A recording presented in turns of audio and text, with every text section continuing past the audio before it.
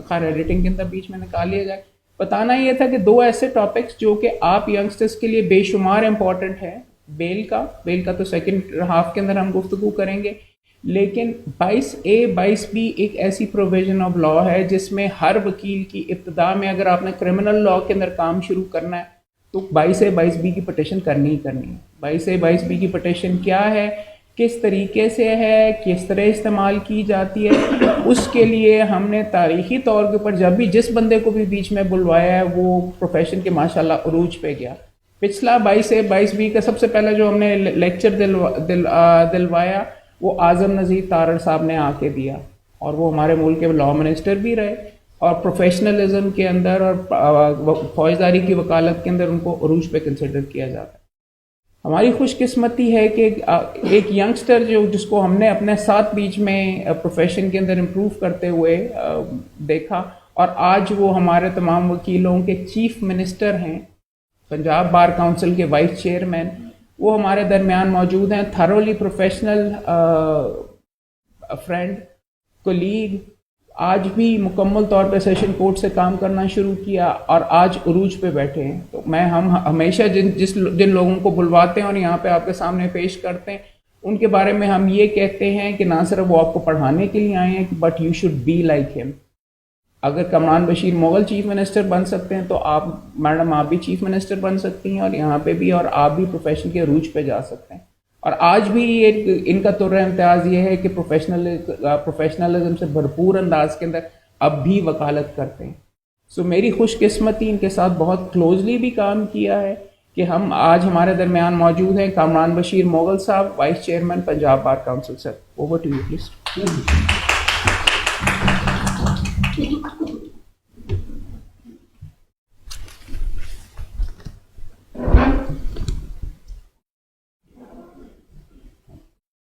औज़ुबिल्लाहि मिनश्शैतानिर्रजीम, बिस्मिल्लाहिर्रहमानिर्रहीम।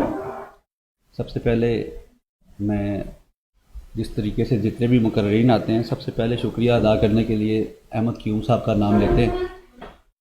मैं as vice chairman Punjab bar council 27 जनवरी 2024 को इलेक्ट हुआ हूँ और अनअपोज हुआ हूँ अल्हम्दुलिल्लाह। सारे दोस्तों की, सारे मेंबर्स, पंजाब बार काउंसिल की मेहरबानी और उनकी एतमाद का शुक्रिया। आप लोगों के सामने हमने बार काउंसिल की इमेज को पॉजिटिव और सॉफ्ट करने के लिए इस टेन्योर के अंदर शुरुआत में ये जिक्र किया था हमने अपनी कंपेन के अंदर भी, कि इस साल जब हम लोग इंशाल्लाह ताला 2020 में इलेक्ट हुए तो उसी दिन से लेके आज तक हमारे जो टेन्योर के जितने भी मेंबर्स हैं उनमें आपने एक चीज़ चेंज ज़रूर देखी होगी कि हम कुछ ना कुछ बेहतरी की तरफ जाना चाहते हैं, वकला की वेलफेयर करना चाहते हैं, वकला के जो इमेज को जो थोड़ा सा नुकसान हो चुका था उसको बेहतरी की तरफ लेके जाना चाहते हैं। तो इसमें सबसे पहले अहमद ने बहुत अहम रोल प्ले किया है। अहमद साहब को ये लीगल एजुकेशन में अल्हम्दुलिल्लाह 4th ईयर हो गया है, चौथा साल है, और लीगल एजुकेशन को ही जो है इस डिपार्टमेंट ने या पंजाब बार काउंसिल ने लीड किया है, वो अहमद क़यूम साहब की कमेटी ने और अहमद क़यूम साहब ने हम सब को इमेज को सॉफ्ट करने में अपना किरदार अदा किया। और सारी दुनिया के अंदर जब पहले के मामला जो पास्ट में हो चुके हैं उसको हमने पॉजिटिव तरीके से अपने तौर पे लेके और कोशिश की कि बार काउंसिल के प्लेटफॉर्म को किसी भी ऐसे उनसर के साथ ना जोड़ा जाए जिसमें हमारी कोई बदनामी हो। और उसमें मेरे नज़दीक तमाम के तमाम मेंबर्स ने बहुत अहम रोल प्ले किए हैं, और उसमें सबसे ज़्यादा अहम रोल मेरे भाई मोहम्मद अहमद क़यूम का है। इसने आप लोगों को एजुकेट भी किया, नए आने वाले वकला को लीगल एथिक्स भी बताए और रोज़ी रोटी कमाने के जो तरीके हैं वो भी बताए। तो इसके लिए सबसे पहले तो एक क्लैप मोहम्मद अहमद क़यूम के लिए। और मेरे साथ इसका ज़्यादा अटैच इसलिए भी है, मैं इसका फॉलोअर भी हूँ, इसलिए कि मेरे साथ ये कमेटी में भी हम लोग जब इंटरव्यू कमेटी करते हैं तो मेरी और इनकी जोड़ी है जो कमेटी करती है इंटरव्यू। उस इंटरव्यू कमेटी में कुछ लोगों के जो तासुरात आते हैं वो बड़े खौफनाक भी होते हैं, क्योंकि जब पता चलता है कि अहमद क़यूम और कामरान की वो इंटरव्यू कमेटी है तो बहुत सारी फाइलें जो है वो लोग पेश ही नहीं होते।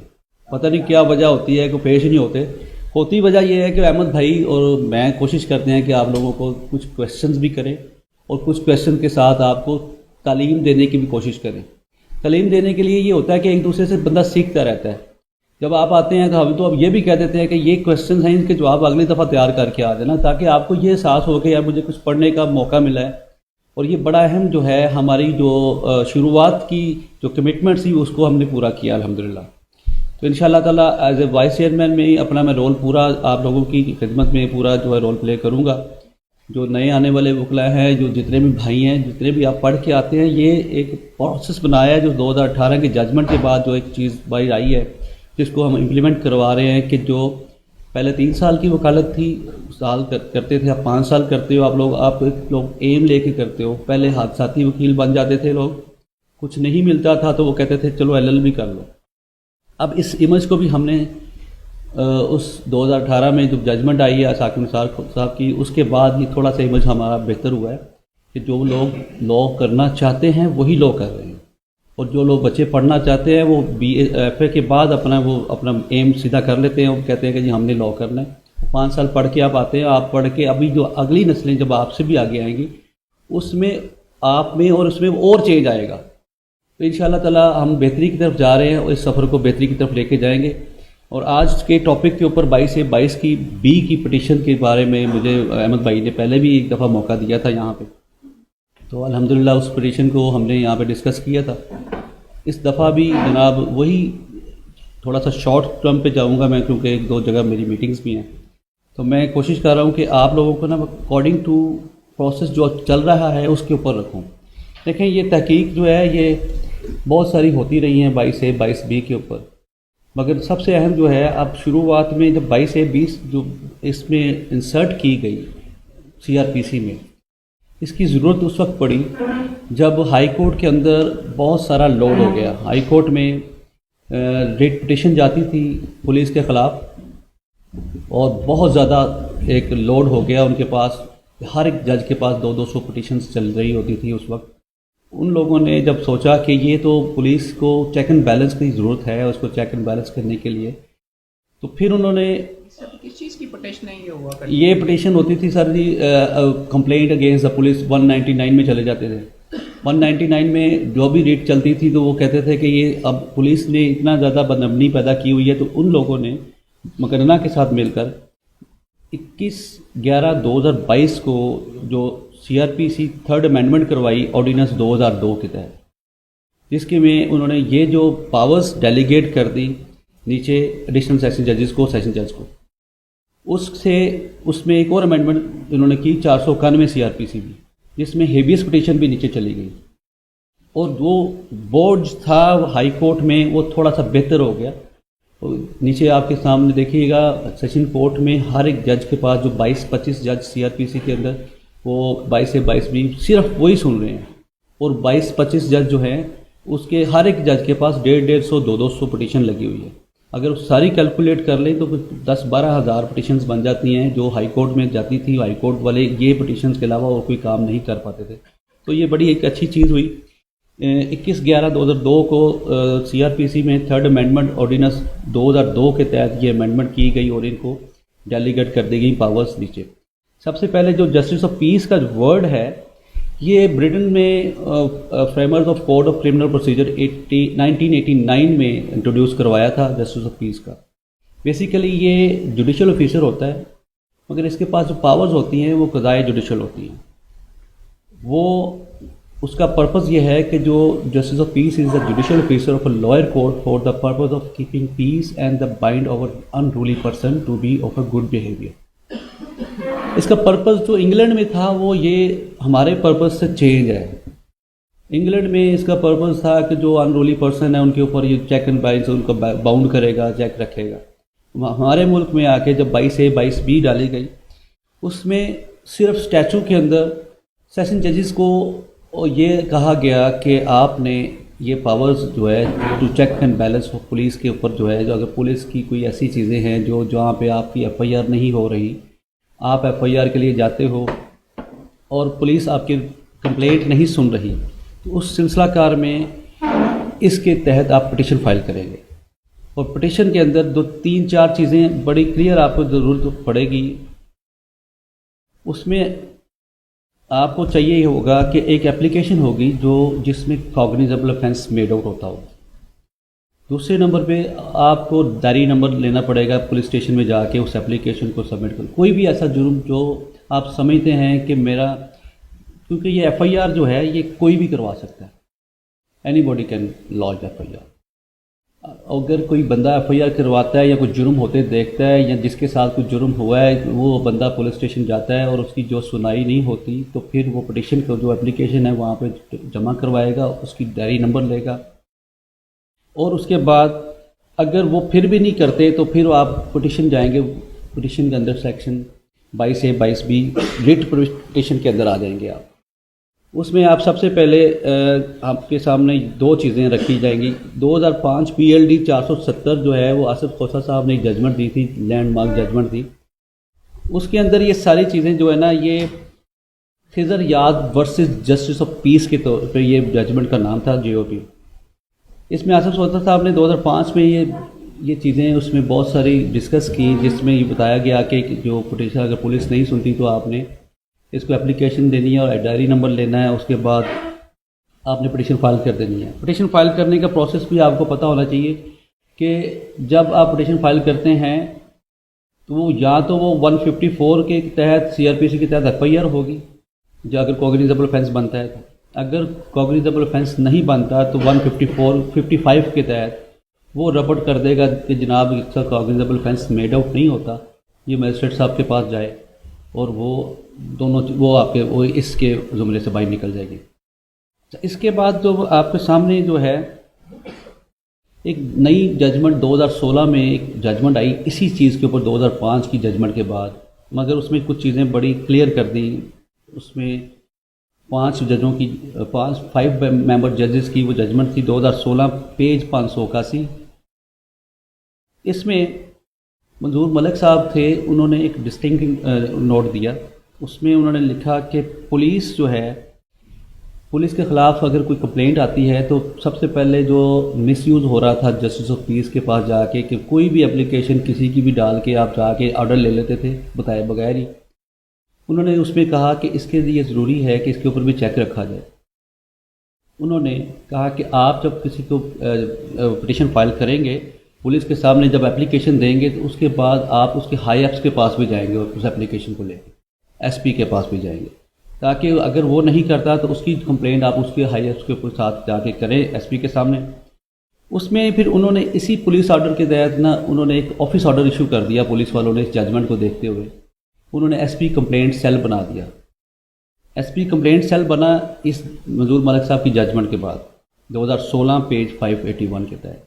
अब जो भी पिटीशन जो भी एप्लीकेशन जाती है वो पहले SHO के पास जाती है, फिर वो SP कंप्लेंट सेल के पास जाती है। अब अगर हमने 22A 22B में वो पिटीशन चैलेंज करनी है, एप्लीकेशन लेके आते हैं तो वो उसमें सबसे पहले जो है जुडिशल ऑफिसर जो हमारा जो जस्टिस ऑफ पीस बैठा हुआ है वो आपसे कमेंट मांगता है, कमेंट्स मांगता है, क्योंकि कमेंट्स मांगने से वो SP कंप्लेंट सेल को कहता है कि इसमें कमेंट्स दें मुझे। वो दोनों पार्टीज़ को सुनता है और वो दोनों पार्टीज़ को सुन के अपनी एक ओपिनियन दे देता है। उस ओपिनियन को जो वैसे by the way by the law वो उसके ऊपर बाइंडिंग नहीं है। कोई भी जो ओपिनियन जो SP कंप्लेंट सेल देगा उसकी ओपिनियन को वो जस्टिस ऑफ पीस जो है बाइंडिंग नहीं रखता, वो उसके मुताबिक वो फैसला नहीं देगा। उसके अपना जुडिशल माइंड भी अप्लाई करेगा। वो अपने जुडिशल माइंड के तहत कॉग्निजेबल ऑफेंस अगर मेड आउट होता है और आपको पिटीशन एप्लीकेशन में नज़र आता है कि बिल्कुल ठीक बनी हुई है और बिल्कुल ठीक हुआ है, तो वो अपना उसकी कंप्लेंट सेल की जो ओपिनियन के ख़िलाफ़ भी अपना फैसला दे सकता है। सर 2 सवाल प्लीज़। फौजदारी का मुझे और हमारे दोस्तों को शायद इतना नहीं पता, बैठ है कहाँ पे जस्टिस ऑफ पीस, बैठता किधर है? असल में वो ये हुआ ये है कि जब ये पावर जब ये ऑर्डिनेंस आया तो उस वक्त उन्होंने जब सेशन जज अकेले को कहा कि ये करें तो उसने अपने CRPC के पावर्स के अंदर है कि वो अपनी पावर्स डेलीगेट कर सकता है। उसने justice of piece session court में जो बाकी जो जुडिशल ऑफिसर थे उनको वो स्पेशल पावर दे के सिर्फ 22A 22B की फॉर रजिस्ट्रेशन ऑफ केसेस के अंदर वो जजेस को डिस्ट्रीब्यूट कर दिया police wise, station wise, police station wise. वहाँ पे उन्होंने 22 जजेस बनाए हुए हैं, 22 से 24 जज ऐसे हैं जो मुख्तलिफ लाहौर के जितने पुलिस स्टेशन हैं वो उन्होंने 3 या 4 पुलिस स्टेशन में डिस्ट्रीब्यूट करके उन जजेस के ऊपर ये पिटीशंस को एलोकेट कर दिया। जैसे ही कोई पिटीशन इस्लामपुरा पुलिस स्टेशन की जाएगी या रायबंद की जाएगी, जिस जज को उन्होंने उसके साथ लिंक अप किया हुआ है वो फ़ौरन उसको, वो जो कंप्यूटर ऑपरेटर है उसके साथ उसको ऑपरेट करके उस पिटीशन को उस जज के पास मार्क कर देगा। कहाँ पे लेके? ये सेशन कोर्ट, सेशन जज के पास, सेशन कोर्ट में सारे आपने ये पिटीशन सेशन कोर्ट में जो जजेस बैठे हैं उसके ऊपर सेशन जज के पास पेश करनी है। सेशन जज आगे डिस्ट्रीब्यूट कर देगा जो जो आपका पुलिस स्टेशन के हिसाब से वो लगा होएगा वो जज। अच्छा, दूसरा ये पूछना था, आपने अभी पीछे गुफ्तगू में ये कहा कि दोनों पार्टीज को सुन के वो डिसाइड करेगा। इसमें तो तीसरी पार्टी है जिसके खिलाफ आप पर्चा करा रहे हैं, उसको पार्टी बनाने की नहीं ज़रूरत होती। देखिए, मैंने दोनों पार्टीज का इसलिए जिक्र किया कि इसमें आपका पहले एसएचओ पार्टी बनता है। जी जी, ठीक है, पहली पार्टी एसएचओ है, दूसरी पार्टी जिसके खिलाफ एफआईआर हो रही है उसको आपने पार्टी बनाना है। क्योंकि ये इसीलिए जिक्र किया गया था कि उसके भी इल्म में हो कि मेरे खिलाफ कोई ऐसा जुर्म होने। इस तरह हुआ ये था कि बहुत सारे ऐसे एफआईआर हो गई थी जिसमें कुछ वकला के बाद भी, वकला के ऊपर भी एफआईआर हो गई, उनको पता ही नहीं था कि मेरे खिलाफ कोई ऐसा मैंने काम किया ही नहीं। लोगों ने अपना पर्पस जो है वो इसको मिसयूज करने के ऊपर लगा दिया अब था। लाजमी है इम्प्लीट करना, लाजमी उसमें होता यह है कि वो फिर जब तक एसपी कंप्लेंट सेल, इसीलिए तो कमेंट्स का टाइम मांगता है और ये कहता है कि जी मैंने दोनों पार्टीज को बुलाना है। अगर दूसरी पार्टी का आपने मोबाइल नंबर नहीं लिखा या एड्रेस नहीं लिखा तो तब भी वो अपनी रिपोर्ट में लिख के भेजेगा कि दूसरी पार्टी का राब्ता नहीं हो पा रहा। एसपी कंप्लेंट जो है वो अपनी ड्यूटी जो है इसी तरीके से परफॉर्म कर रहा है कि अगर ये चेक एंड बैलेंस का एक फार्मूला बना दिया गया था कि कोई नाजायज़ एफआईआर ना हो जाए। बहुत सारे जजेस जो थे उनके ऊपर एफआईआर हो गई थी इस तरीके से, क्योंकि उन्होंने आगे जज नहीं लिखा या वकील नहीं लिखा या उसका ओहदा नहीं लिखा। इसीलिए ये एसपी कंप्लेंट उन्होंने कहा कि ये इस तरह की चेक एंड बैलेंस आए ताकि जो प्योरीफाई हो जाए चीज़ें, कि जिसके साथ दूसरी पार्टी को सुना जाए कि भाई आया कि तुम्हारे खिलाफ ये एलिगेशन है, आप इसके बारे में क्या कहते हैं। बहुत सारी चीज़ें तो पुलिस स्टेशन में ही क्लियर हो जाती हैं जब दूसरा बंदा आता है और कहता है कि मैं तो ये जुर्म में मैंने किया ही नहीं, मुझे तो पता ही नहीं है, मैं जहाँ पे था ही नहीं। तो वो जो अपनी ओपिनियन यहाँ रिपोर्ट करता है, फिर वो जस्टिस ऑफ पीस को उसकी हेल्प हो जाती है और वो उसके बारे में अपनी ओपिनियन दे के उसे यहाँ डिस्कार्ड कर देता है या उसको डायरेक्शन दे देता है। इस सिलसिलाकार के अंदर अगर एसपी कंप्लेंट सेल के बाद अगर जो जुडिशल ऑफिसर जो है हमारा वो अपना ऑर्डर करता है, ऑर्डर करने के बाद भी अगर पुलिस वाला या पुलिस स्टेशन एसएचओ नहीं मानता तो आप उसमें एक कंप्लाइंस पिटीशन फाइल करते हैं। वो कंप्लाइंस पिटीशन जो है उसी जज के पास होती है, उसी के जजमेंट के अंदर आप उसकी जो जजमेंट जो उसने डायरेक्शन दी हुई होती है उसको साथ अटैच करते हैं, अपनी एप्लीकेशन साथ अटैच करते हैं और कंप्लाइंस लगाते हैं कि सर मैंने बारहा इसको बताया है मगर ये नहीं मान रहा। तो उसकी कंप्लाइंस के अंदर भी वो नोटिस करता है और वो कहता है कि आपने मेरी जो ऑर्डर किया है इसके ऊपर इम्प्लीमेंटेशन क्यों नहीं कर रहे। अगर वो उसकी ऑर्डर की वायलेशन करता है तो उनके पास एक जो रेमेडी है वो उसके ख़िलाफ़ 155C के तहत पुलिस ऑर्डर 2002 के तहत एफआईआर के ऑर्डर दे देता है और वो सीसीपीओ को कहता है कि इसके ख़िलाफ़ या उसके हाईअप्स को कहता है कि इसके ख़िलाफ़ 155C जो इसमें अख्तियारात हैं वो इसका नाजायज़ इस्तेमाल कर रहा है, उसके ऊपर एक एफआईआर दी जाए। वो उसकी एफआईआर जो होती है वो उसके लिए काफ़ी होती है बड़ी, उसकी नौकरी के अंदर बड़े मसले मसाइल पैदा कर सकती है। इसलिए अगर बहुत ही कठिन सूरत हाल पैदा हो जाए फिर भी वो ना करे और वो कहे कि जी मैंने नहीं करनी, क्योंकि पुलिस वालों के ख़िलाफ़ अगर आप एप्लीकेशन देते हैं तो पुलिस वाले अपने पेटी भाइयों के साथ मिल जाते हैं, वो पुलिस एप्लीकेशन को एंटरटेन नहीं करते। मैंने बहुत सारे सेशन कोर्ट में ये मुकदमात देखे हैं कि पुलिस वाले अगर किसी जगह पर ज़्यादती करते हैं और अगर वो मुजरम है या मुलज़म है तो वो अपने भाइयों के ख़िलाफ़ एफआईआर नहीं देते बाज़ औक़ात। तो उसके सिलसिलाकार में जब आप इस प्रोसेस से होते 155C तक चले जाते हैं तो फिर उसका एक आपके पास एक और हल होता है। वो हल ये होता है कि आपने इस सारे प्रोसेस की कॉपी करवा के, टेस्टेड कॉपी बनवा के ऑर्डर्स की, आपने वो पिटीशन फाइल करनी है हाई कोर्ट में। वो रिट हो जाएगी हाई कोर्ट में और वो रिट जो है वो जाते साथ वो भी रिट कहलाएगी, कंप्लाइंस ही कहलाएगी, कंप्लाइंस पिटीशन ही कहलाएगी। उसके तहत जो है वो आप अपनी रेमेडी अवेल कर जाएंगे 99.9%, क्योंकि वहाँ पे सारी चीज़ें बिल्कुल क्लियर हो जाती हैं। ऑर्डर जो बोल रहे होते हैं अपने, और ऑर्डर बोलने के बाद जो जज साहब के पास लगती है तो वो यहाँ तो उनको नोटिस करते हैं, तो नोटिस से पहले ये कार्रवाई जो है ना आपके हक़ में हो जाती है। वो पुलिस वाले को कहते हैं कि अब लास्ट जो फुल स्टॉप होता है वो हाई कोर्ट में जाके लग जाता है। इसके अलावा भी एक और रेमेडी है, जो आपके ख़िलाफ़ अगर कोई ऑर्डर हो गया है ये वाला 22 से 22B का, तो आप उस ऑर्डर को चैलेंज करने के लिए उस जज के पास नहीं जा सकते जिसने आपके ख़िलाफ़ ये ऑर्डर डायरेक्शन पास की। आप उसके ऊपर हाई कोर्ट में जाके जहाँ उसको ऑर्डर सस्पेंड करने के लिए एप्लीकेशन देंगे, उसको पिटीशन उसको चैलेंज करने के लिए आप उसमें रिट करेंगे, वो हाई कोर्ट में होगी। और हाई कोर्ट जो है वो उधर भी जो अगर वो देखते हैं कि ये ऑर्डर जो है इसमें मैलाफाइडी शामिल है और हरी में हुआ है, इंग्रेडिएंट्स जो हैं वो पूरे नहीं करे, तो वो उसको सस्पेंड भी कर देते हैं। वो ऑर्डर सस्पेंड हो जाते हैं और सस्पेंड होने के बाद दूसरी पार्टी को नोटिस होते हैं, उसके बाद दोबारा हेयरिंग होती है और जो अकॉर्डिंग टू लॉ होता है वो हो जाता है। मगर ये नहीं है कि यहाँ पे फुल स्टॉप हो गया, इसलिए हाई कोर्ट में आप जाके अपनी ऑर्डर को चैलेंज कर सकते हैं।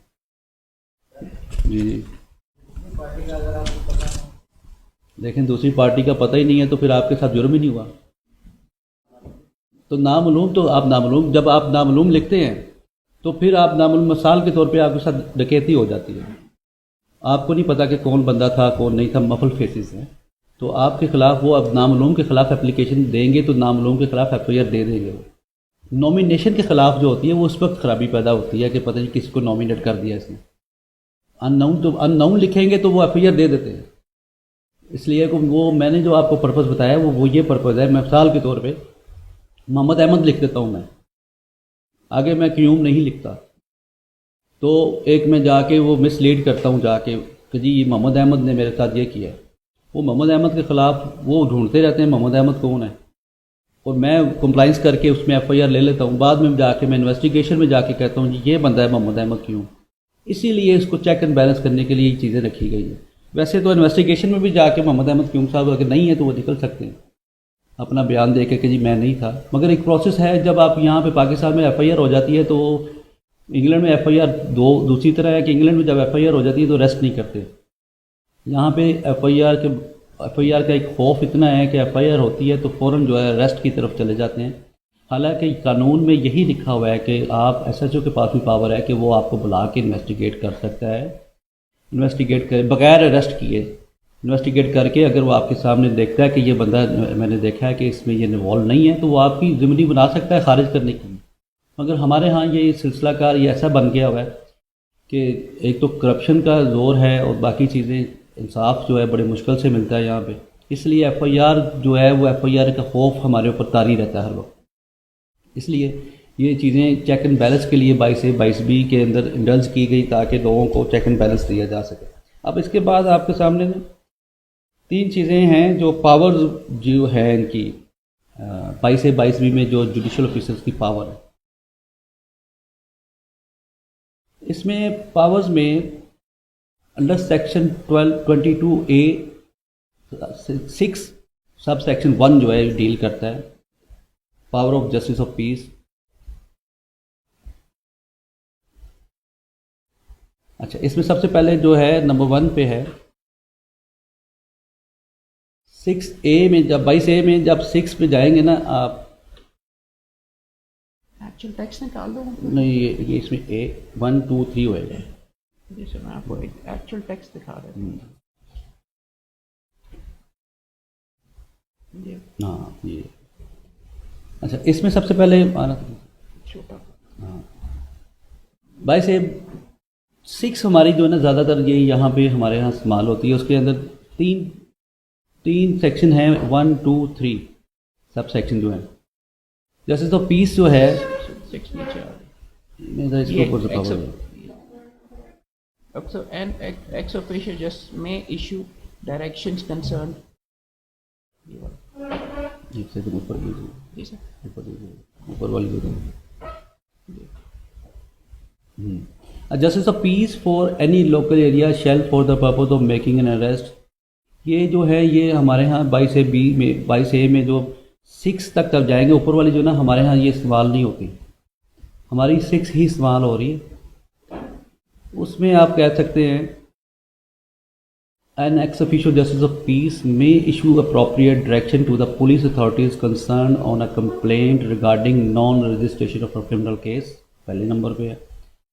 Transfer of investigation from one police officer to another and neglect failure or excess committed by a police authority in relation to its functions and duties.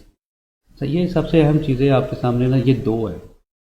पहली बात तो मैंने आपसे डिस्कस कर ली कि जी अगर कोई पुलिस वाला आपकी पुलिस एप्लीकेशन नहीं एक्सेप्ट करता और आपके खिलाफ, तो आप यहाँ पे रिट में जाएंगे और अपनी डायरी नंबर लेके और पिटिशन लेके साथ तो एप्लीकेशन अटैच करके तो आप अपना ऑर्डर ले लेंगे नोटिस होने के बाद।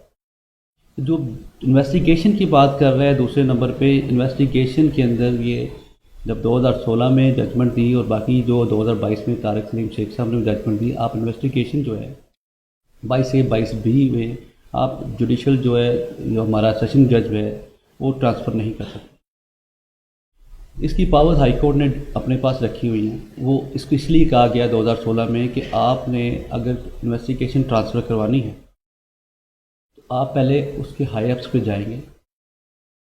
पुलिस ऑर्डर 2002 जो है इसमें अमेंडमेंट की गई। इसमें अमेंडमेंट करने के बाद पुलिस के ऊपर भी चेक रखा गया कि पुलिस के नीचे अगर कोई इन्वेस्टिगेशन वाला आपकी या आपके मामलात के अंदर कोई बदअमनी कर रहा है या तरीके से उससे ब्राइब हो गया हुआ है, तो आपने उसकी कंप्लेंट फाइल करनी है कि जी ये जो इन्वेस्टिगेशन चार्ज है, जो आईओ है, ये दूसरी पार्टी से मिल गया है, ये अकॉर्डिंग टू लॉ मेरे पास ये काम नहीं कर रहा। उसकी कंप्लेंट आप करेंगे उसके डीपीओ को या उसके ऊपर जो एसएसपी इन्वेस्टिगेशन बैठे। अगर वो फिर भी आपकी बात नहीं सुनता, वो एसएसपी इन्वेस्टिगेशन वैसे तफ्तीश एक आयु से दूसरे आयु को चेंज कर देता होता है अमूमन, अगर नहीं करता तो फिर आप उसके ऊपर जो बैठे हैं फिर वो आप डीआईजी के पास जाते हैं। वो एक बोर्ड बनाता है। बोर्ड बनाने के लिए उसमें तकरीबन अपने हाई अप्स दो, एक डीआईजी होता है, दो एसएसपी होते हैं, उस तरीके से 3 बंदों का बोर्ड बनता है और वो 3 बंदों का बोर्ड सारी चीज़ें देखता है और देखने के बाद उसको या तो वो चेंज कर देता है या उसको वो डिक्लाइन कर देता है।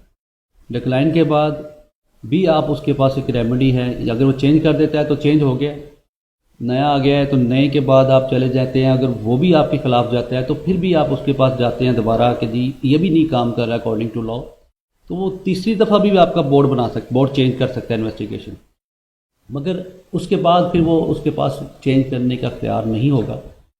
अगर आप फिर भी इससे कहते हैं कि मैं सेटिस्फाई नहीं हूँ तो फिर आप उसके ऊपर हाई कोर्ट में रिट फाइल कर सकते हैं।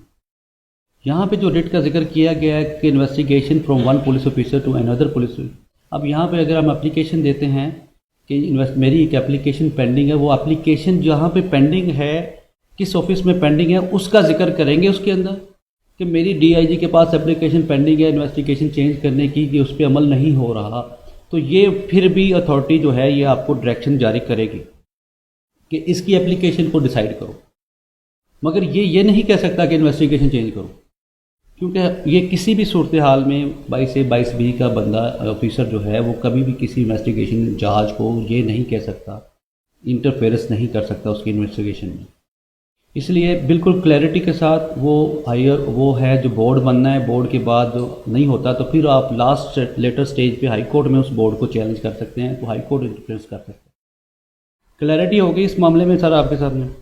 और दूसरे नंबर पे ये जो 22A 22B के चीज़ें हैं, जितनी भी लॉ इन्फोर्समेंट एजेंसीज़ हैं जो अंडर सेक्शन 154 CRPC ऑपरेट करती हैं, उनके ऊपर ये रेट फाइल हो सकती है, जिसमें FIA है, जिसमें एंटी करप्शन है और बाकी लोग जो 154 के तहत कार्रवाई करते हैं, जितनी भी लॉ इन्फोर्समेंट एजेंसीज हैं जिनके तहत वो 154 CRPC के तहत जो कार्रवाई करेंगे उसको आप चैलेंज कर सकते हैं 22A 22B में लाके। जी जी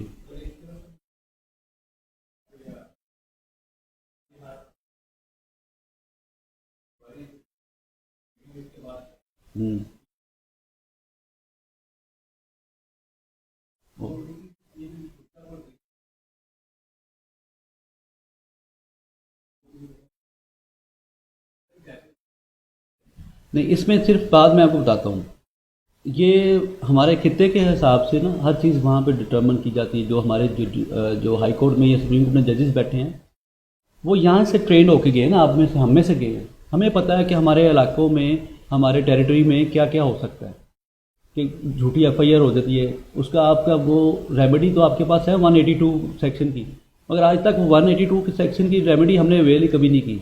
मेरे खिलाफ झूठी एफआईआर हुई, मैं उसमें बेगुनाह हो गया, मैं उसके खिलाफ 182 की कार्रवाई करवाऊँ, नहीं करवाते आप, बड़ा शादो नाज है।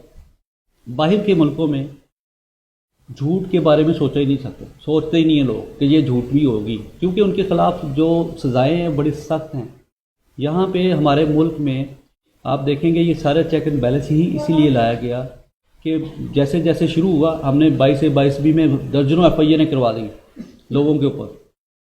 वो बाद में पता चला कि ये तो वो कोई झूठा था। इसको फिर उन्होंने देखा, ऊपर वाले जब बेल हुई, जब उनमें इंटरफेरेंस हुई, तो फिर उन्होंने ये चीज़ चेक की कि इसके अंदर थोड़ी सी इन्वेस्टिगेशन डाल दी जाए, क्योंकि अगर वो जो आप फरमाते हैं कि 154 के तहत तो जाते साथ कोई भी कंप्लेंट के ऊपर किसी चीज़ को देखे बगैर वो बंदा एफआईआर देगा, ये ड्यूटी बाउंड है, मगर उसके लिए बहुत सारी कॉम्प्लिकेशंस आ जाती थी, जिसको हमने ये जजमेंट्स के ज़रिए क्लियर किया कि आप सबसे पहले दूसरी पार्टी को बुला लें, उससे पूछ लें, उसके साथ इन्वेस्टिगेट कर लें थोड़ा बहुत।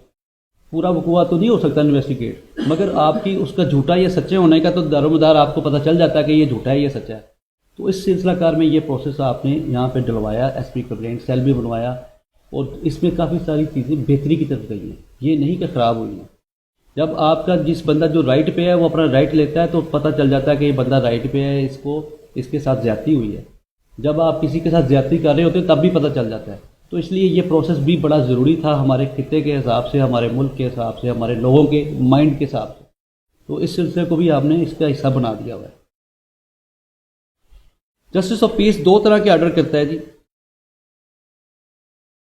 एप्लीकेशन देखता है, एप्लीकेशन देखने के बाद कमेंट्स आते हैं, कमेंट्स आने के बाद अगर वो आपके ख़िलाफ़ आ गए कमेंट्स के जी वकूआ नहीं बनता, वकूआ झूठा है, वो कहता है हम लोग जब आर्गूमेंट करते हैं कि कहते हैं जी पुलिस मिल गई है दूसरी पार्टी के साथ तो ये वकूआ बिल्कुल ओरिजिनल है। आर्गूमेंट में अगर जस्टिस ऑफ पीस बाउंड है वो एप्लीकेशन जो आपने गुजारी है उसको भी पढ़ने का, वो अगर उस एप्लीकेशन से सेटिस्फाई हो जाता है और देखता है कि वाकई जो है कॉग्निजेबल ऑफेंस बना है, मेड आउट होता है, तो वो उस डायरेक्शन को पास कर देगा 154 के तहत। और अदरवाइज़ आजकल जो ऑर्डर कर रहे हैं वो मैं समझता हूँ वो भी गलत कर रहे हैं।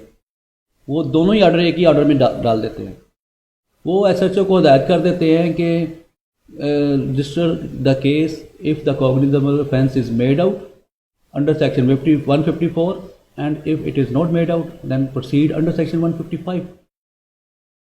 ये डिस्क्रिशन को भी सुप्रीम कोर्ट ने रोका था कि आपने डिस्क्रिशन पुलिस वालों को नहीं देनी, अपनी पावर्स डेलीकेट आपने पुलिस वालों को नहीं करनी। एसएचओ तो फिर वही काम करेगा, वो कह देगा कि 155 बनता है जी, 154 नहीं बनता। तो इसलिए जस्टिस ऑफ पीस को बाकायदा ट्रेनिंग भी दी जाती है बुला के, और जजमेंट्स भी दी जाती हैं। कुछ हैं जो इस तरह के ऑर्डर करते हैं, मगर कुछ जो है देखते हैं कि 154 के तहत सिंपल स्टेट वे डायरेक्शन दे के एफआईआर का ऑर्डर दे देते हैं। इसके अलावा जो है राइट ऑफ ऑडियंस, आपको मैं बता चुका हूँ कि राइट ऑफ ऑडियंस दूसरी पार्टी को 2016 की जजमेंट में दिया गया था। मंजूर मलिक साहब ने कहा था कि राइट ऑफ ऑडियंस उनके पास भी होना चाहिए, उनको सुनने का भी आपको प्रोसेस मुकम्मल करना पड़ेगा। इसके अलावा क्वेश्चन हो तो मुझे बताइएगा।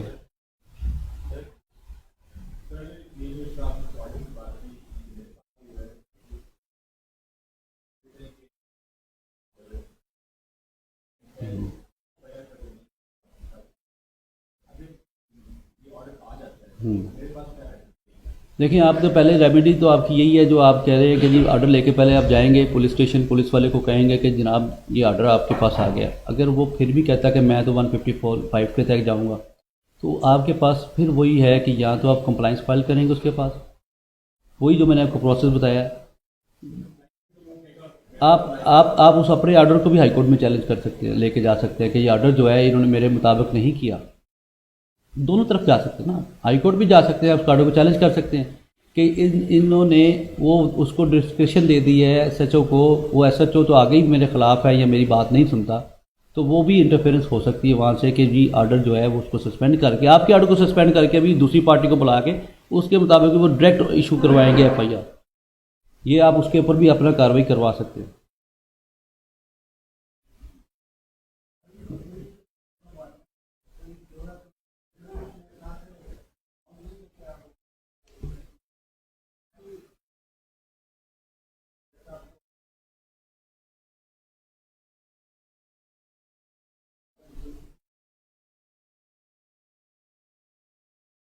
देखिए वो डिस्क्रिप्शन तो इस्तेमाल कर सकते हैं, मगर अकॉर्डिंग टू लॉ तो ये है कि आप कमेंट्स मंगवाएं। देखिए हाँ, जजमेंट्स तो अब डिस्क्रिप्शन की बात करें तो जज साहब के पास है जी, ठीक है जी, FIR करें ला के, मगर जो जजमेंट्स कहती है, जो कानून कहता है वो यही है कि एक दफ़ा उसको नोटिस ज़रूर करने चाहिए।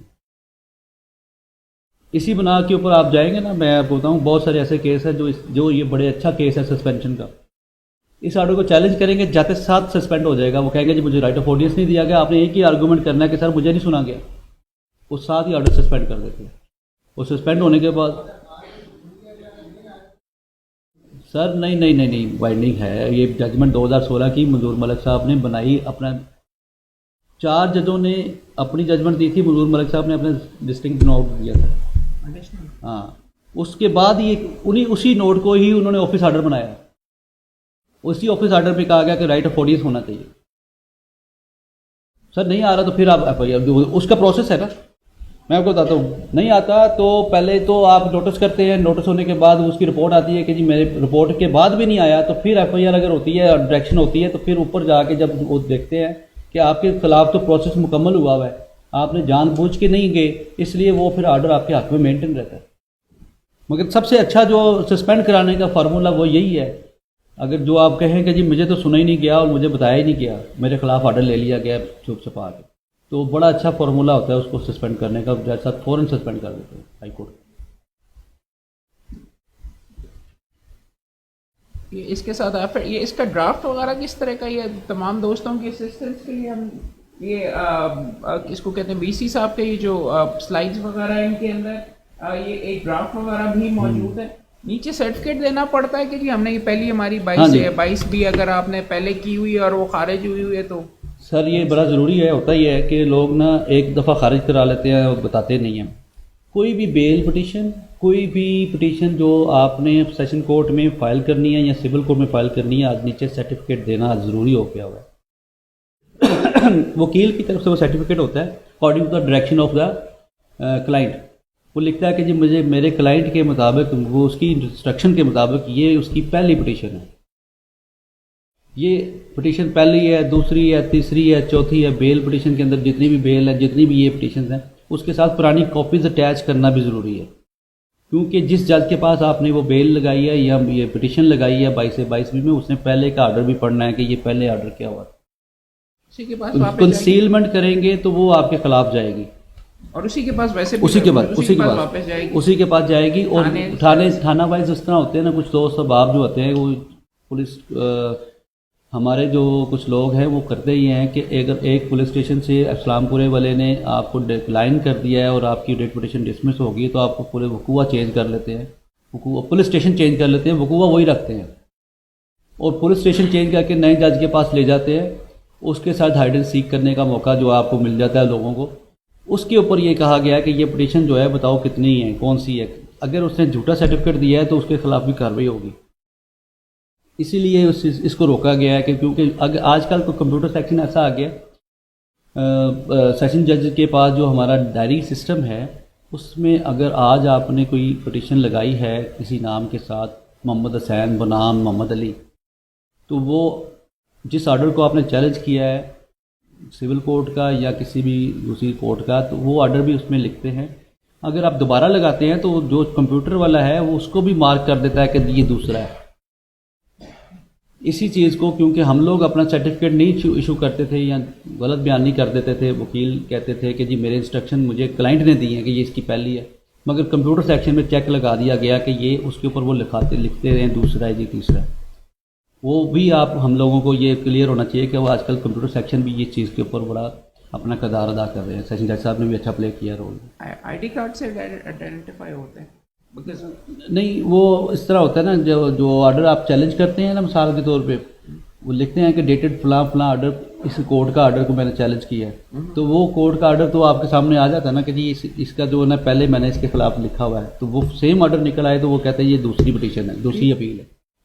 इसलिए वो कंप्यूटर में उन्होंने ये नोट करना शुरू किया हुआ है। रजिस्ट्रेशन और ट्रांसफर के अलावा भी आप पुलिस के अगेंस्ट कोई कार्रवाई करवा सकते हैं 22 से 22B 22 से 22B में आप हेबियस पिटीशन के भी 22 से 22B के तहत जाएंगे, उसमें आप और एक हरासमेंट के भी जाएंगे। हरासमेंट कहना था मैंने, हरासमेंट ये था कि अगर कोई पुलिस वाला आपको बग़ैर एफआईआर के तंग कर रहा है, आपके भाई के ऊपर एफआईआर है, आपको तंग कर रहा है, आपके वालिदैन को तंग कर रहा है, तो आप उस पिटीशन को पुलिस स्टेशन वाले को पार्टी बनाते हैं और कहते हैं कि जी फ़लाँ बंदे के ख़िलाफ़ तो एफआईआर है मगर मेरे ख़िलाफ़ कोई एफआईआर नहीं है, मुझे नाजायज़ हरासा कर रहा है, मुझे वो आके गिरफ़्तार करने की कोशिश कर रहा है।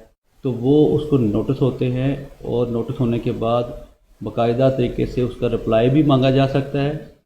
अगर वो रिप्लाई नहीं देता तो हरासमेंट में आप डिस्पोज ऑफ भी हो सकती है विद द डायरेक्शन कि ये इसको हरास ना किया जाए अगर इसके ख़िलाफ़ कोई एफआईआर नहीं है। तो अच्छी बात ये होती है आप उसको डिस्पोज ऑफ ना करवाएं, आप उसको नोटिस करवाएं।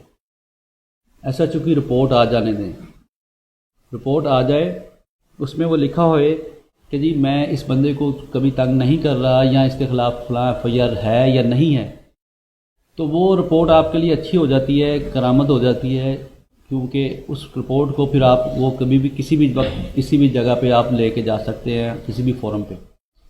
इसलिए वो रिपोर्ट का किया करें। आज बाज़ हम लोग तो बिल्कुल जो है ना सेम डे डिस्पोज ऑफ करवा लेते हैं विद द डायरेक्शन के जी इसको करवा लें, मगर अच्छी प्रैक्टिस ये है कि उसको रिपोर्ट करवाएं।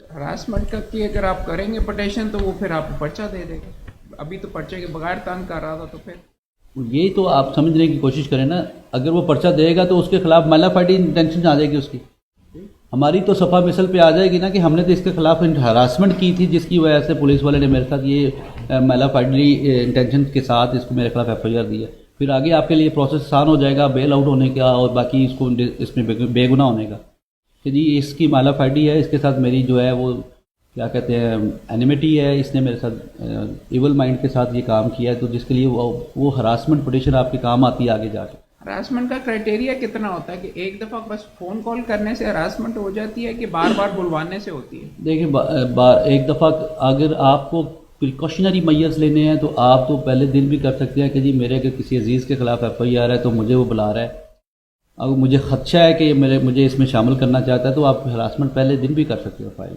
इसमें आपके अंदर आपकी फीलिंग्स हैं कि मुझे कितना के डर है उस बंदे से। अगर वो आपके घर में आके रेड करता है और यहाँ आपको नाजायज़ तंग करता है तो आप इसमें कभी क्राइटेरिया नहीं लिखा हुआ कि आप फलां कर दे तो फिर आपने हरासमेंट में आना है। आप हरासमेंट किसी वक्त भी आ सकते हैं कि जी मुझे हरासा कर रहा है। हरासा तो आप टेलीफोन से भी करवा सकता है बंदा कि भाई तुम मुझे पैसे पहुँचाओ नहीं तो मैं तुम्हारे खिलाफ ये कर दूंगा, ये भी हरासमेंट है। तो इसलिए वो प्रोसेस में ये कहीं नहीं लिखा हुआ कि आपने फलां पर्पज़ करके या प्रोसेस करके हरासमेंट पिटीशन फाइल करनी है। 22/22B में पुलिस के खिलाफ कार्रवाई हो सकती है? हाँ, इसमें मैंने कहा है आपके सामने पहले कि जी पुलिस अगर अपने इख्तियारात का नाजायज़ इस्तेमाल कर रही है तो आप इसके खिलाफ इसी पिटीशन में आएंगे 22/22B में।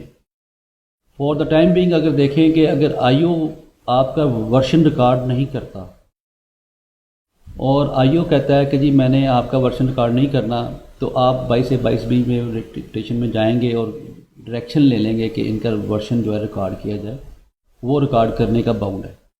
और दूसरे नंबर पे अगर कोई पुलिस ऑफिसर आपका बंदा गिरफ़्तार ही नहीं करता, वो कहता है कि जनाब कि मैंने नहीं पकड़ना उसको, और वो खुलेआम फिरता है जुर्म करने के बाद भी, तो आप फिर भी इस पिटीशन में रिट पिटीशन में पुलिस के अगेंस्ट आएंगे और वो भी डायरेक्शन जारी करवा सकते हैं कि जी why you are not arresting the accused, उसके ख़िलाफ़ भी ये कार्रवाई हो सकती है।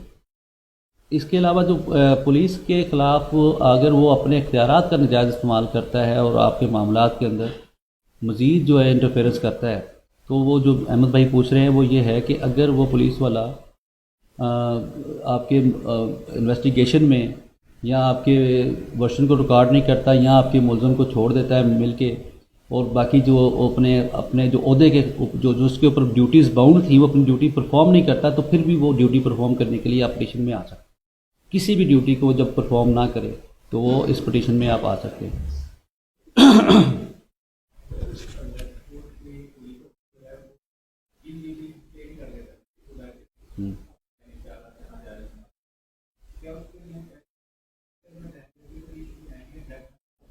नहीं डिटेन कर लेता है तो आप हेबियस पिटीशन फाइल करेंगे 491 सेक्शन के तहत सीआरपीसी के तहत। किसी भी बंदे को बेजा हब्से बेजा में रखना भी एक जुर्म है, अगर आपका कोई बंदा या कोई आपका कोई अजीज़ या कोई दोस्त अगर पुलिस स्टेशन जाता है, वो वहाँ पे उसको डिटेन कर लेता है, तो उसकी उसके वो एक जुर्म करता है, तो आप उसकी हेबियस पिटीशन फाइल करेंगे। हेबियस पिटीशन में आप उसका प्रोसेस ये होता है कि आप जज साहब जो हैं वो हेबियस में आपको बैलेफ दे देते हैं। बैलेफ वो उनका रीडर भी हो सकता है, कोई वकील भी हो सकता है, कोई उनका स्टेनो भी हो सकता है, वो अपना एक नुमाइंदा आपके साथ एज ए बैलेफ लिख के भेज देते हैं। बैलेफ का जो अख्तियारात होते हैं वो जाता है पुलिस स्टेशन जाते साथ, जो वो ऑर्डर के साथ जाता है, और वो जाते साथ रोज़नामचे के ऊपर जाके पहले कार्रवाई करता है। रोज़नामचा अपने कंट्रोल में करता है। अगर रोज़नामचा वो कंट्रोल में करके देखता है कि जिस बंदे को मैं यहाँ पे एज ए बैलेफ लेने आया हूँ या देखने आया हूँ, अगर उसको वहाँ पे बंदा मिल जाता है, वो अगर देखता है कि रोज़नामचे में उसकी एंट्री नहीं है, क्योंकि रोज़नामचा एक ऐसी चीज़ है जो एंट्री हर चीज़ की एंट्री करनी है उस मुहर्रर ने, कि इस वक्त ये रवाना हो रहा है सिपाही, इस वक्त वापस आ गया है, उसने अपनी एंट्रियाँ डालनी है, आईओ ने भी उसमें अपनी एंट्री डालनी है, किस केस में वो जा रहा है रेड करने के लिए, किस केस में वो बंदा पकड़ के ला रहा है, वो उसमें उसने एंट्री करनी है। अगर वो बंदा पुलिस स्टेशन से बरामद हो जाता है और उसकी वो एंट्री नहीं है कि मैं फ़लाँ बंदे को लेके हवालात में बंद नहीं करने आया या कर दिया है, तो वो उसी वक्त रोज़नामचे को काबू करके उससे अपनी रिपोर्ट बनाता है। बैलेफ अपनी रिपोर्ट बना के उस रिपोर्ट के अंदर अपना हिस्सा बनाता है कि मैंने फ़लाँ टाइम पे इस रोज़नामचे को सील किया है, इसके अंदर इसकी अरेस्ट नहीं लिखी हुई, और वो अगले दिन या सेम डे उसको उसी जज के पास पेश करता है जिसके आपने हेबियस पिटीशन फाइल की हुई है। वो जज साहब उसको देखते हैं और देखते हैं कि उसकी एंट्री नहीं है, उसके खिलाफ कोई एफआईआर नहीं है, तो वो पुलिस स्टेशन वाले जो एसएचओ है और जो बाकी जो जिस आईओ की बात कर रहे हैं उसके खिलाफ वो एफआईआर के ऑर्डर दे देते हैं।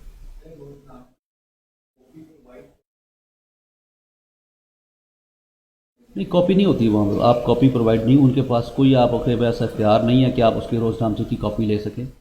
ये तो बैलेफ का अख्तियार है कि वो रोज़नामचा चेक करे, और बैलेफ अगर देखता है कि रोज़नामचे में एंट्री पड़ी नहीं हुई तो वो अपनी रिपोर्ट बनाएगा, रोज़नामचा वहीं छोड़ देगा, वो अपनी उसकी तस्वीर ले लेगा या उसकी जो भी प्रोसेस उसने करना है उसको सील करके उस पेज के अंदर देख लेगा, उसको ले आएगा साथ कि जी ये वो प्रोसेस मैंने किया, मेरी रिपोर्ट के मुताबिक इसकी फ़लाँ टाइम पे कोई एंट्री नहीं है और ये बंदा नाजायज़ हरासा और नाजायज़ उसने महबूस किया हुआ था, तो उस बना के ऊपर वो उसके खिलाफ पुलिस वाले के खिलाफ कार्रवाई करने का वो अख्तियार जज के पास होता है। अब वीडियो देखें, वीडियो तो आपने कुछ नहीं करना, वो करना उसने है जो बैलेफ किया है। जो यहाँ पे हमारे अहमद भाई ने मैंने एक कार्रवाई करनी है इंशाल्लाह ताला।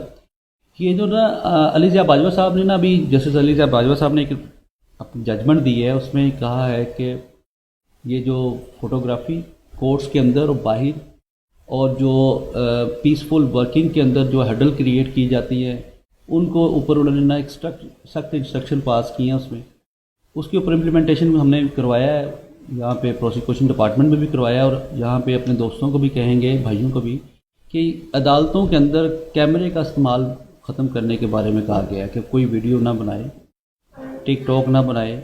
हमारे प्रोफेशन के अंदर मुश्किल वो आगे जो है मजाक उड़ते हैं, और बहुत सारे दोस्त अहबाब जो आप फरमाते हैं ना, वो जाते हैं बंदे बैलेफ के साथ जाते हैं और जाते साथ पुलिस वाले को गालियाँ निकालते हैं, बुरा भला कहते हैं। एक दो शिकायत है हमारे पास वकला की, वो जाते साथ बैलेफ को पकड़ते हैं, साथ बैलेफ का काम है करना के बजाय बैलेफ की बजाय आप करना शुरू कर देते हैं काम, और वो छठ बदना छोड़ो इस बंदे को, फलां करो, वो लैंग्वेज भी गलत इस्तेमाल करते हैं। उसके अंदर भी हम लोग कुछ कार्रवाई करेंगे, हमने कोई SOP बनाने हैं। मैं अहमद भाई से रिक्वेस्ट करूँगा वो उसमें थोड़ा सा प्रोसीड करें, क्योंकि वो देखिए आपने जैसे बात की कि FIR पुलिस स्टेशन जाके खुद ही वीडियो बनाना शुरू कर देते हैं। वो जब बैलेफ का काम है, आपका काम तो नहीं है। आप एज ए लॉयर साथ जाते हो, मैं तो समझता हूँ एज ए लॉयर आपको साथ जाना भी नहीं चाहिए पुलिस स्टेशन में, वो बैलेफ जाए, या जिस पार्टी का बंदा है जिसने आपको वकील किया है वो साथ जाए। यहाँ पे सबसे पहले हमारे जब हमने 2001 में वकालत शुरू की तो हमें तो उस्तादा ने यही कहा कि पुलिस स्टेशन नहीं जाना, तो आज तक पुलिस स्टेशन नहीं गए। पुलिस स्टेशन तो क्लाइंट ने जाना है, आप क्लाइंट नहीं है, आपकी इज्जत है, आपने अपनी इज्जत को मेंटेन करना है, और आपने पुलिस वालों के सामने जाके डिग्रेड नहीं होने देना। या हमारा पर्पज़ नहीं है कि हम किसी पुलिस वाले को जाके कोई बुरा भला कहें, आप उसको कोर्ट में डील करें। आपके पास सबसे बेहतरीन हथियार कोर्ट है और आपके पास जो आपका पेन है वो हथियार है। आप अपने पेन के साथ जो है ना जंग लड़ें। ये वाली जो हाथों वाली जंग है ये ख़त्म करनी पड़ेगी हमें। इसलिए तो मैंने कहा कि हमारा जो इमेज था वो बड़ा ही अच्छा है और थोड़ा सा लोग जो हैं वो ख़राब करने की कोशिश कर रहे हैं। इसके ऊपर अहमद क्यूम साहब को मैं रिक्वेस्ट करूँगा कि इसके ऊपर ना कोई SOP बना के दें, कोई रूल्स बनाएं। हमारे बेसिक बार काउंसिल जो रूल्स हैं उसमें तो लिखा हुआ है बार काउंसिल एक्ट के अंदर कि ये चीज़ें नहीं होनी चाहिए। ऊपर जजमेंट भी आ गई है। इसके ऊपर थोड़ा सा कार्रवाई करते हैं। मैं एज ए वाइस चेयरमैन जनाब से अर्ज़ करता हूँ कि इसके ऊपर ना ये दोस्तों को भी और बाकी चीज़ों के ऊपर भी रूल बना के दें और इस तरीके से जो इम्प्लीमेंटेशन है वो बड़ा आसान हो जाएगी हमारी। बहुत सारे ऐसे दोस्त अहबाब ऐसे हैं, मैं कहना नहीं चाहता, हम लोग सियासी लोग भी हैं, मगर हमें उस सियासत का कोई फ़ायदा नहीं, उस वोट का कोई फ़ायदा नहीं। जो बंदा गलत काम कर रहा है हम उसको गलत ना कहें, जो कानून को अपने हाथ में ले रहा है हम उसको गलत ना कहें। मेरे भाई जो है सारे भाई हैं, हमने वो ये ना कहें कि जी ये जो टिकटॉक है ये जो मैं मशवरे दे जा रहा हूँ बिला वजह कानून के मुताबिक है भी नहीं, वो भी हमने उसको स्टॉप करवाएंगे। और उसको स्टॉप करना इसलिए ज़रूरी है क्योंकि बार काउंसिल एक्ट कहता है कि आप पब्लिसाइज़ नहीं कर सकते। आप अपने आप को पब्लिसाइज़ करते हैं कि कुछ लोगों ने तो ये भी कहा है कि जी कोई कब्ज़ा छुड़वाना हो तो हमसे रब्ता करें।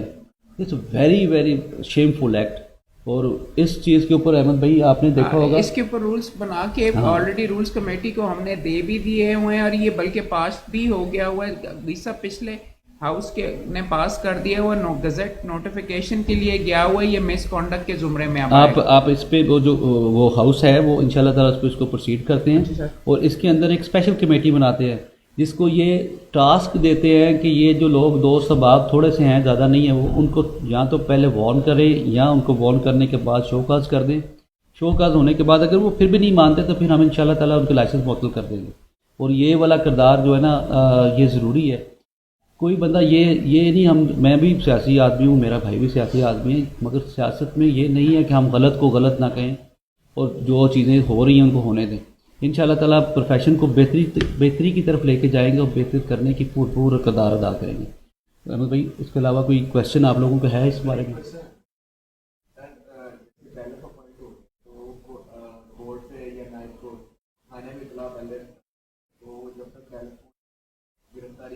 अच्छा मैं आपको इसका हल बताता हूँ।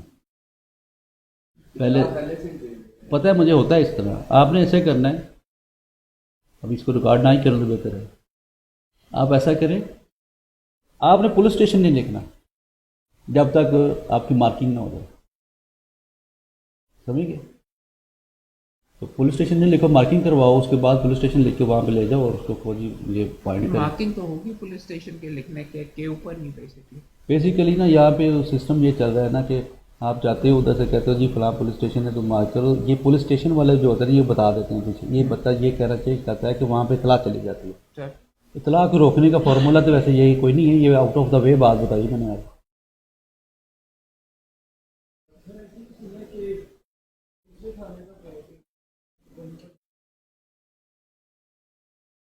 नहीं ऐसे नहीं होता, पुलिस स्टेशन वो उन्होंने अपॉइंट करना होता है उस पुलिस स्टेशन के बारे में बैलेट। ये नहीं होता कि आपको पूरे शहर का बैलेट अपॉइंट कर दें। नहीं, आपने स्पेसिफिकली बताना होता है कि मेरा बंदा फलां जगह पे मबूस है। पता नहीं उठा के ले गए, काला डाला आया था उठा के ले गया, तो वहाँ पे हम क्या करें? काला डाले का तो कोई इलाज नहीं है वैसे काला डाला तो सबको ले जाता है असल में वो पुलिस स्टेशन लिख दें, वो बंदे का नाम ना लिखें जिसकी बात कर रहा हूँ, ठीक है? उस वक्त भी आपका काम ठीक चल सकता है। बाद में एंट्री करवा लें उधर जाकर स्टेशन।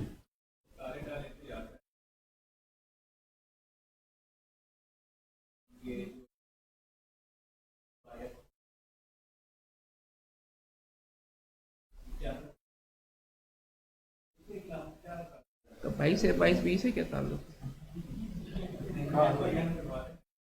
हाँ आप करवा सकते हो। बहुत सारी पिटीशन ऐसी भी आती हैं, आपको पता है कि सियासी पॉलिटिशियंस ऐसी हैं कि फ़लाँ बंदे ने बाहर के मुल्क में नामों से रसालत की है, तो आप लोग देखेंगे तो यहाँ पे इस मुल्क में करवाने का है अख्तियार कि जो पाकिस्तानी नेशनल है वो बाहर भी हो तो आप यहाँ पे कमिट करते हैं, यहाँ पे आप FIR तो आप FIR करवा सकते हो। आप पिटीशन फाइल करें, पॉपुलर हो जाएंगे। सर हमारा हम सियासी लोग नहीं हैं, इस तरह की जो फील्ड्स हैं तो हम लोग तो अपने कानून के मुताबिक काम कर रहे हैं, हमें क्या ज़रूरत है किसी की पार्टी बनने। आप अगर जो इससे इन्फ्रिंज हो रहा है वो अपना राइट अवेल कर सकता है, you can go for this.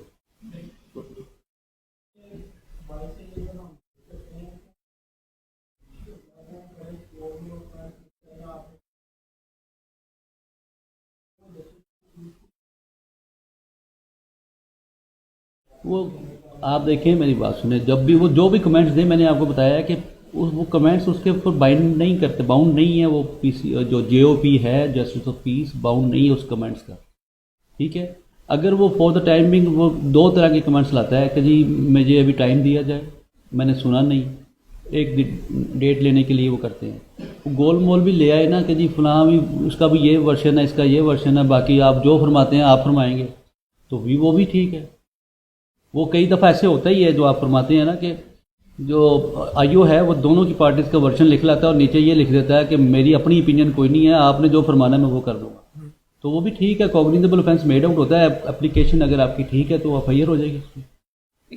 Sir अमूमन ऑर्डर तो इस तरह का नहीं होता कि अगर कॉग्निजेबल ऑफेंस बन रहा है तो तब आप बीच में उसका बयान रिकॉर्ड करके करें, तो वो अगर उसकी ऐसे ऑर्डर की कंप्लायंस कैसे होगी अगर बीच में उसने तो उसके ऊपर छोड़ा हुआ। यही तो आपको मैंने कहा, इफ़ वाला जो काम है वो उन्होंने स्टॉप किया है। उन्होंने कहा है कि आपने अपने इफ़ वाला जिक्र नहीं करना, आपने डायरेक्ट एफआईआर का कहना है या डायरेक्ट कहना है कि नहीं बनती, जुडिशल माइंड अप्लाई करना है। अगर वो इफ़ वाला भी जिक्र करता है तो फिर भी आप उसके भी खिलाफ अपनी रिट पिटीशन फाइल कर सकते हैं हाई कोर्ट में कि जनाब कि इसने डायरेक्शन ठीक नहीं दी, अकॉर्डिंग टू लॉ डायरेक्शन। अगर उसमें आप देखते हैं कि इलीगल है, डायरेक्शन ठीक नहीं दी, तो उसको भी आप चैलेंज कर सकते हैं। मगर वो इफ़ वाला काम आजकल उन्होंने कम हो गया है, अब ज़्यादातर यही कहते हैं कि रिकॉर्ड करें वर्जन या बनता है या नहीं बनता। इफ़ वाला काम आजकल कम हो गया है। जो जजमेंट्स आई हैं जो सुप्रीम कोर्ट की, उसमें इफ़ वाला जिक्र उन्होंने ख़त्म करा दिया, बहुत स्ट्रिक्टली कहा है आपने अपना जुडिशल माइंड अप्लाई करके आप समझें कि अगर वो एफआईआर बनती है तो अकॉर्डिंग टू लॉ आप प्रोसीड करने का कहेंगे, अगर नहीं बनती तो आप डिस्कार्ड कर देंगे, डिस्पोज ऑफ फरमा दें कि नहीं बनती, डिसमिस कर दें।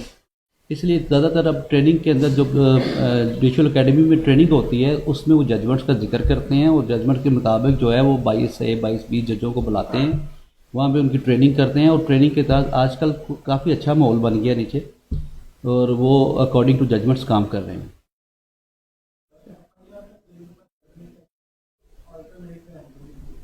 अल्टरनेट रेमेडी ये होती है कि आपका कॉग्निजेबल ऑफेंस मेड आउट नहीं होता, आप प्राइवेट कंप्लेंट करेगा।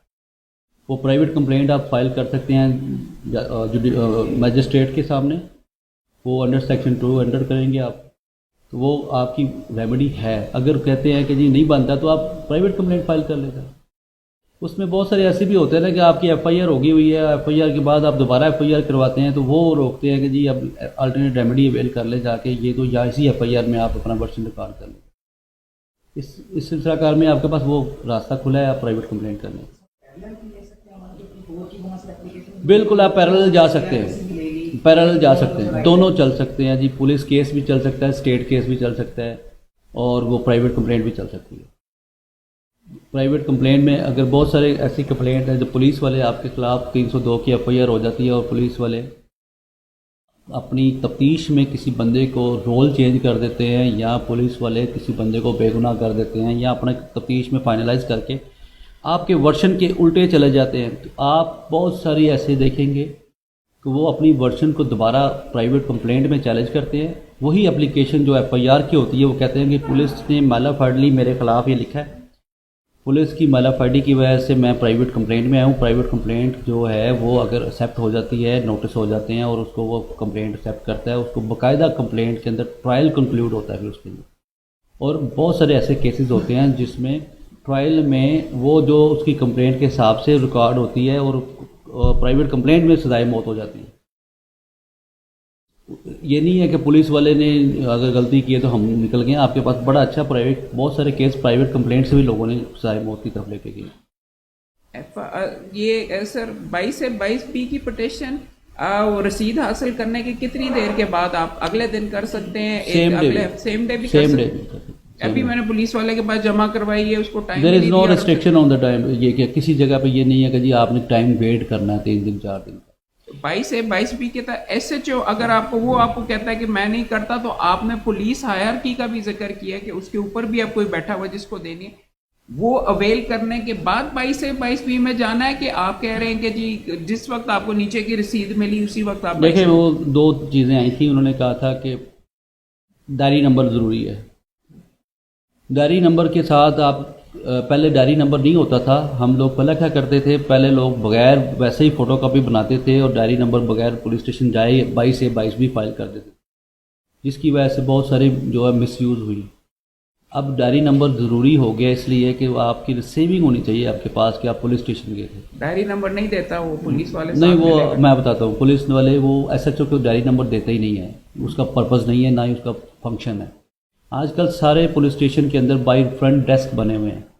फ्रंट डेस्क पे जमा करवाते हैं, वो हर एप्लीकेशन को लेने के बाउंड है। वो एप्लीकेशन लेके आपका ID कार्ड नंबर लिख के आप किसी के हाथ भी भिजवाएं तो तब भी वो ले लेते हैं, और अपना डायरी नंबर देने को बाउंड है। डायरी नंबर आजकल ये कंप्लेंट ख़त्म हो गई है कि जी मुझे डायरी नंबर नहीं मिल रहा, क्योंकि उन्होंने अपना पुलिस स्टेशन के बाहर ही वो डेस्क बना दिए हैं जिसमें हर एप्लीकेशन को उन्होंने एंटरटेन करना है। उसके बाद वो मार्किंग करनी है उस बंदे के पास, जिसके पास जानी है, IO के पास जानी है, ASI के पास जानी है, वो खुद वो डील करता है इस चीज़ को।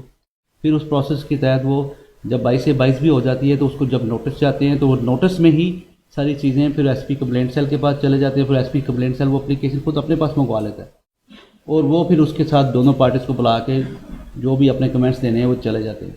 आजकल जितने भी कमेंट्स आ रहे हैं वो SHO की तरफ की बजाय SP कंप्लेंट सेल की तरफ से आ रहे हैं, क्योंकि ये प्रोसेस उन्होंने ऑफिस ऑर्डर बना के भेज दिया हुआ है।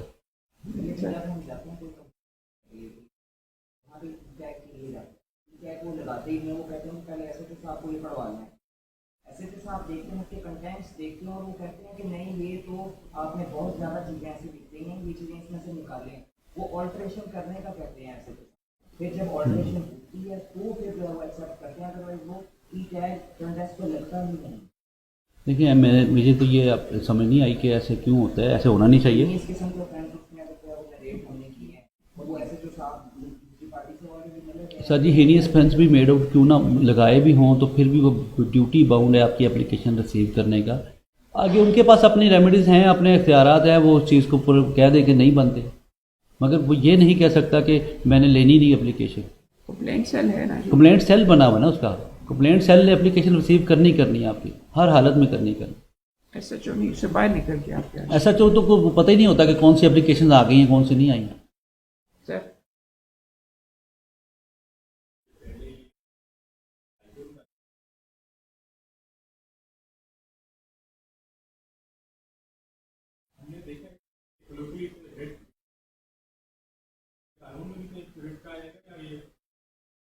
This is the petition, I think so. Writ को जो है, रिट कायम करने का मतलब होता है कि जी जो मुझे अहमद भाई ने रोज़ी रोटी वाली बात करते हैं ना, रिटों से बहुत सारी दुनिया पैसे कमा रही है, बहुत सारे लोग काम कर रहे हैं। रिट का मतलब एक फंक्शन परफॉर्म करने को नाम है, एक फंक्शन को परफॉर्म किया है कि पिटिशन्स फाइल होती हैं। पिटिशन्स, इस पिटिशन को हम कहते हैं कि 22A 22B की पिटिशन फाइल की है। रिट क्या होती है आप बता दें। तो ये रिट का मतलब है नहीं देखिए भाई, रिट एक तरीके से आपका नुक्ता दुरुस्त है और एक तरीके से गलत है। कॉन्स्टिट्यूशन के अंदर कहीं रिट का लफ्ज इस्तेमाल नहीं हुआ 199 की पावर्स, हाँ मुझे थोड़ा सा हमेशा ये इशू रहा है कि हेबियस की पावर आपने कैसे डेलीगेट कर दी नीचे, जबकि आपके पास तो उसमें लिखा हुआ है, हाई कोर्ट के पास ये मौजूद है। कानून के तहत आप और लोगों को दे सकते हैं, और this is how I think 22A 22B वगैरह के अंदर दिया। These are additional powers which are given to other people. It doesn't mean कि वो भी एक्सक्लूड हो गए हुए 22A 22B के तहत। 199 में हाई कोर्ट के पास तो है ही, और उनकी कॉन्स्टिट्यूशनल पावर है। इसलिए हर चीज में जो कानून की खिलाफ वर्जी हो रही होती है, जस्टिस ऑफ पीस के अगेंस्ट भी रिट आप ऊपर कर लेते हैं, राइट। बिकॉज जस्टिस ऑफ, अगर आप 199 की डेफिनेशन देखें तो वहां पे कोर्ट की डेफिनेशन के अंदर बेशुमार कोर्ट्स एक्सक्लूडेड है, मगर ये 22A 22B के, अच्छा बाय द वे पार्टीज किसको बनाएंगे जी 22A 22B पिटीशन में? हाई रेट में अगर आप जा रहे हैं ऊपर, तो फिर जस्टिस ऑफ पीस को भी पार्टी बनाएंगे जी। वो उसको पार्टी बनाना जरूरी है। उसका ऑर्डर मैं ये कह रहा हूँ, उसके ऑर्डर को ही तो आप चैलेंज कर रहे होते हो। बिकॉज रिटों में फॉर एग्जाम्पल, अगर आप रिट्स के अंदर आपने जजेस को भी आप पार्टी बनाते हैं, अमूमन अपीलों में आप नहीं बनाते। फॉर एग्जाम्पल जब आप ऊपर हाँ। जा रहे होते हैं you always exclude that as well, so ये डिस्टिंक्शन नहीं, ये तो बड़ा ज़रूरी है कि जेओपी के साथ आपने पार्टी जेओपी को बनाना ही बनाना। जिस बंदे का ऑर्डर है उसको पार्टी पहले बनाएंगे और दूसरे नंबर पे वो बाकी सारी चीज़ें वही लगी रहेंगी, मगर सबसे हाई कोर्ट में पहली पार्टी जेओपी होगा, और फिर वो एटसेट्रा कराएंगे बाकी लोग। Any other question sir?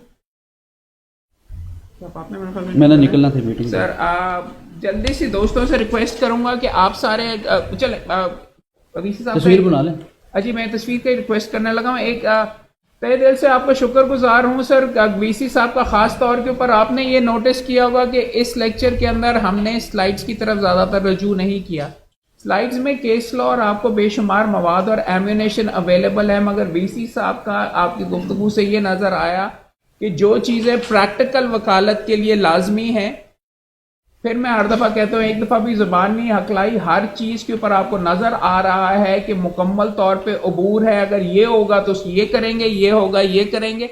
This is how you are suppose to be as a professional lawyer. फौजदारी की साइड पे करना है तो be like Kamran Bashir Mughal, be like Azam Nazir Tarar साहब, ये हमारे गोल्ड स्टैंडर्ड हैं। आजम साहब मेरे उस्ताद हैं। जी जी बिल्कुल, और हम तहे दिल से शुक्रगुजार हैं वीसी साहब ने हमें ज्वाइन किया। आके एक ग्रुप फोटो हो जाए सर इस साइड के ऊपर प्लीज आइए।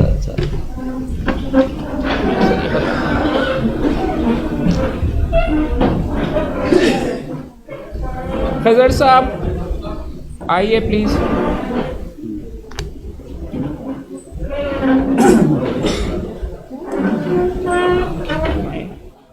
एक सेकंड ये सब ऑफ कर लेने दे। आइए